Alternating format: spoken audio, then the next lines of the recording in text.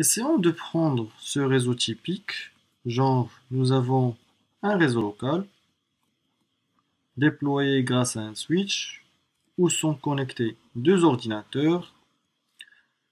Le réseau local, il est muni d'un routeur comme passerelle qui est connecté à un deuxième routeur qui est connecté à un autre routeur et par la suite, à la fin, on est connecté à un deuxième réseau local qui ressemble au premier. Peu importe le nombre de machines qu'on a dans le même réseau local. Par la suite, on peut avoir deux types de communication dans ce genre de réseau. Par exemple, soit A essaie de communiquer avec B, ou bien A doit communiquer avec C. Avec ce genre de réseau, donc déjà nous avons ce réseau local, ce réseau-là, ce réseau-là, et puis ce deuxième réseau local. Les équipements qui doivent être identifiables sur le réseau doivent être munis d'adresses IP correctement choisies. Il y a A, il y a B, il y a ce routeur, je vais l'appeler R1, R2 et puis R3. Et puisque chaque routeur connecte deux réseaux, il doit avoir deux adresses IP. Une adresse IP qui lui permet d'être identifiable dans chacun des réseaux qu'il connecte. Par exemple, ici, il y a une adresse IP pour communiquer avec ses équipements, et ici, une deuxième adresse IP qui lui permet de communiquer avec R2. Pareillement ici et ici, pareillement ici et ici.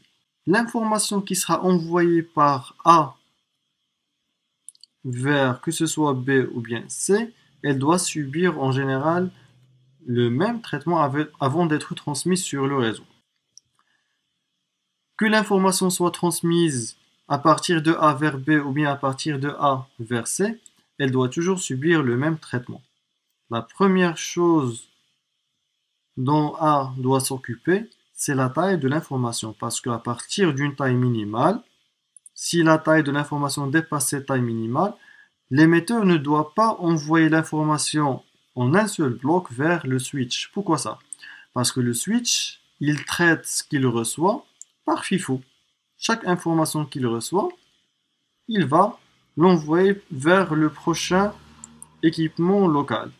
Et si la taille de cette information est très importante, les équipements qui se trouvent dans le même réseau où ce switch est occupé à recevoir cette information sentiront que le switch est occupé et pour eux, le réseau est inutilisable. Du coup, la première chose dont doit s'occuper l'ordinateur A, qui est l'émetteur dans cet exemple, c'est la segmentation de cette information, qui veut dire la division, en plusieurs blocs d'informations en respectant la taille maximale que doit avoir l'information qui va passer sur le réseau. Et bien sûr, chaque bloc d'information va subir le même traitement par son émetteur avant d'être envoyé sur le réseau. Et si on prend un exemple, par exemple le I, le même travail dont on va parler ici va être fait par A pour N et pour F et pour O. Donc le traitement qu'on va voir ici, c'est un traitement qui répond en général à deux questions. La première question, c'est comment l'information va savoir choisir son chemin jusqu'à ce qu'elle arrive vers la bonne destination et non un autre ordinateur de cette architecture réseau. Et puis, lorsque l'information aboutira vers cette destination finale, comment ce destinataire final saura lire l'information? Parce que chez un ordinateur, il y aura plusieurs logiciels, plusieurs applications. Comment l'ordinateur saura-t-il choisir l'application qui doit lire l'information? Et par la suite répondre s'il y en a besoin. Donc pour ces deux questions, la première chose que va faire A, c'est identifier les applications communicantes.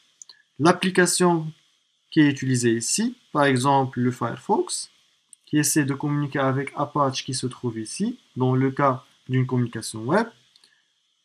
Ces deux applications doivent être identifiables ici.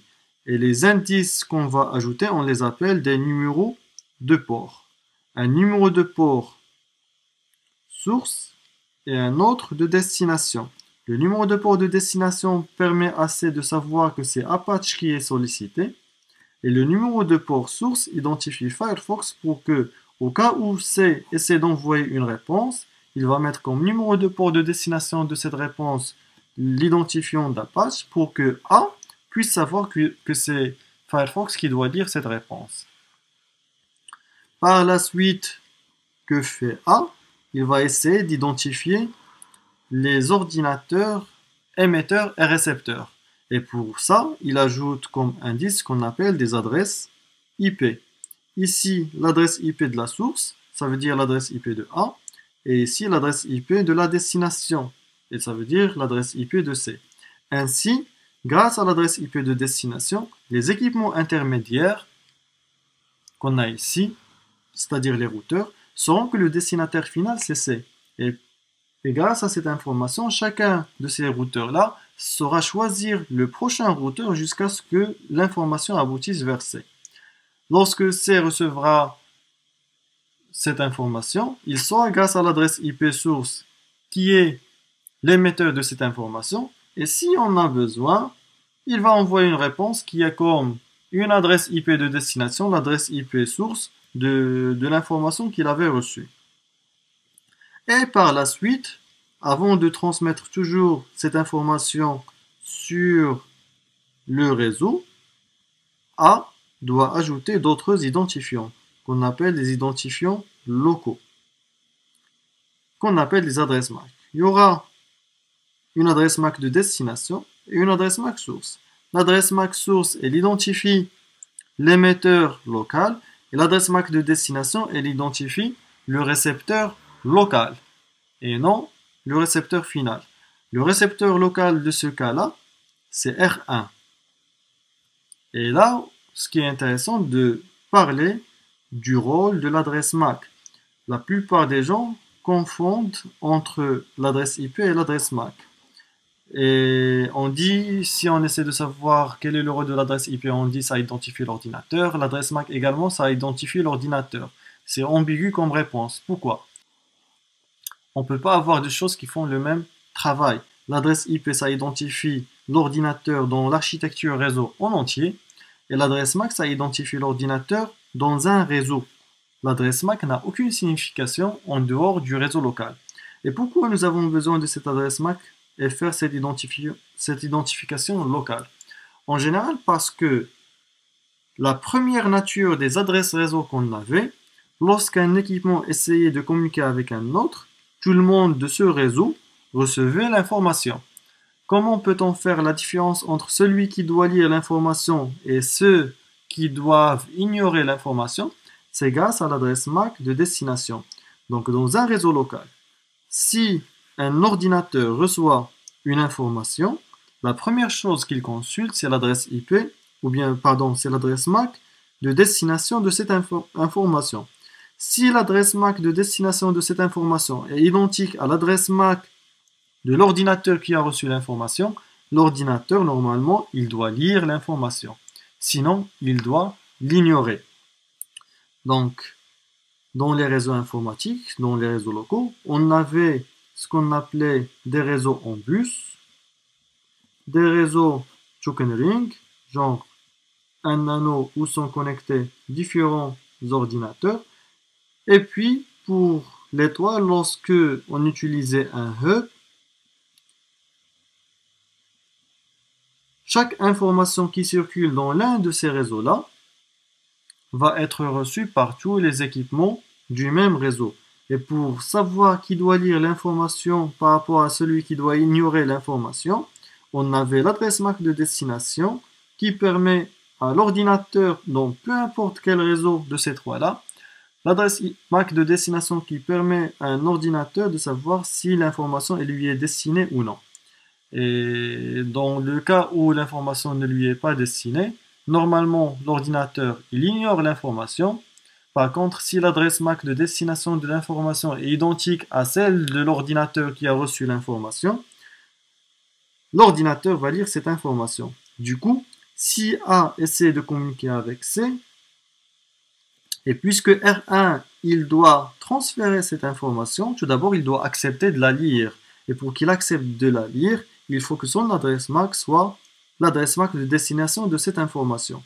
Par la suite, il va lire l'adresse IP de destination et il saura que le prochain routeur vers cette destination finale, c'est R2. Pareillement, R2, lorsqu'il va recevoir cette information, il doit trouver que l'adresse MAC de destination est la sienne, ce qui lui permettra d'accepter l'information, lire l'adresse IP de destination et savoir que c'est R3 qui est le prochain routeur vers le destinataire final qui est C. R3 également, il doit trouver comme adresse MAC de destination la sienne pour accepter l'information. Il va lire par la suite que l'adresse IP de destination c'est celle de C et il va transférer cette information. Et lorsqu'elle va aboutir ici, cette information, elle doit avoir comme adresse MAC de destination celle de C, ce qui lui permettra d'accepter cette information avant de la lire. Du coup, l'ordinateur, il doit passer par toutes ces étapes-là avant d'envoyer le premier bloc d'information. Il fera pareil pour le deuxième bloc d'information et ainsi de suite jusqu'à ce que tous les blocs d'information soient transmis vers C. Et C va faire l'inverse pour pouvoir lire cette information. Bien sûr, avant de la lire, il va réassembler les blocs et traiter cette information. Et si on a besoin, il y aura une réponse qui doit subir le même traitement. La réponse sera segmentée en plusieurs blocs d'information en respectant la taille maximale de l'information qui doit circuler sur le réseau. Chaque bloc d'information se verra ajouter des numéros de port. Du coup, ils seront inversés. La source de la requête sera la destination de la réponse et la destination de la requête sera la source de la réponse. Également, seront ajoutées les adresses IP, ils seront inversés, également les adresses MAC. Mais pour les adresses MAC, l'adresse MAC source sera celle de C, toujours je parle de la réponse, et l'adresse MAC de destination sera celle de R3 pour qu'il puisse accepter cette réponse avant de la traiter et la transférer vers le prochain routeur. Donc si on essaie de schématiser tout ça, donc A va faire tout ce traitement pour chaque bloc d'information. Il envoie tout ça vers le switch. Le switch, il va lire l'adresse MAC de destination. Il saura que c'est R1 qui doit recevoir l'information.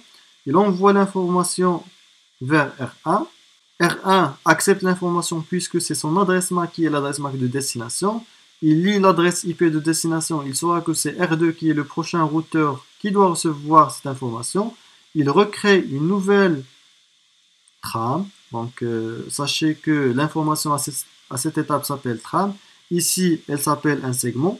Donc, le bloc d'information plus les numéros de port, ça s'appelle un segment. Le segment plus les adresses IP, ça s'appelle un paquet. Le paquet plus les adresses MAC, ça s'appelle une trame. Dans ce sens, on parle d'encapsulation. Et dans ce sens, on parle de décapsulation. Bien sûr, ce schéma, il doit vous rappeler quelque chose, genre TCP/IP. L'information, avant d'être segmentée, elle était à l'étape application. Ici, à l'étape transport. Ici, à l'étape Internet. Et ici, à l'étape accès réseau. Alors ça, c'est le modèle TCP/IP. Le modèle TCP/IP, c'est un modèle de communication et les différentes couches, ce sont juste des étapes. Et à chaque étape, l'ordinateur émetteur doit faire un traitement et ainsi de suite. Bien sûr, l'ordinateur destinataire, il doit faire le même traitement dans le sens inverse, toujours en respectant le modèle TCP/IP. Donc rappelez-vous, je sais que le modèle TCP/IP, il a une grande définition, ces différentes couches, ils ont de grandes définitions, mais je préfère expliquer les choses de cette manière technique, juste pour savoir que TCP/IP, c'est juste un ensemble d'étapes. Chaque étape, on l'appelle une couche, et chaque étape nous permet de décrire l'information dans un état donné. Quand je vous parle de paquet, vous savez que je vise surtout les adresses IP. Quand je parle de segment, je vise les numéros de port, et quand je parle de trame, je vise l'adresse MAC, les adresses MAC. Donc, l'information, la trame, une nouvelle trame sera créée au niveau de R1. L'adresse MAC source sera celle de R1 et l'adresse MAC de destination celle de R2. R2 va recevoir cette trame. Il va l'accepter puisque l'adresse MAC de destination est la sienne. Et puis par la suite, il va lire l'adresse IP de destination et il va choisir R3 comme prochain récepteur. Il recrée une nouvelle trame. L'adresse MAC source sera celle de R2 et l'adresse MAC de destination sera celle de R3. Mais bien sûr, cette partie-là, le paquet, il est intouchable. Seules les adresses MAC sont différentes d'un réseau à un autre. R3 reçoit l'information, il lit l'adresse MAC de destination, il va l'accepter. Il va accepter cette trame puisque l'adresse MAC de destination est la sienne. Il lit l'adresse IP de destination et il trouve que c'est C qui est le destinataire final. CR3 se trouve dans le même réseau. Du coup, R3 récupère l'adresse MAC de C, il va la mettre comme adresse MAC de destination, il crée cette nouvelle trame et il l'envoie vers le switch. Le switch, il va lire l'adresse MAC de destination, il va trouver que c'est celle de C, il va envoyer la trame vers C, C reçoit la trame, l'adresse MAC de destination est la sienne, il va l'accepter, il lit qui est le destinataire final et qui est la source de ce message, il n'y a pas de souci. Il lit le segment et surtout le numéro de port de destination et il saura que c'est Apache qui doit lire cette information. Et comme je vous ai dit tout à l'heure, si C essaie d'envoyer une réponse vers A, il doit prendre la réponse, la segmenter en plusieurs blocs d'informations également et chaque bloc d'information, il va lui ajouter les numéros de port et ça va créer un segment. Le segment, il doit lui ajouter des adresses IP et ça va créer un paquet. Le paquet, il doit lui ajouter les adresses MAC et ça va créer une trame. La trame sera envoyée sur le réseau. Et cette information va passer par les mêmes étapes que la requête jusqu'à ce qu'elle aboutisse vers le destinataire final qui est A dans cet exemple.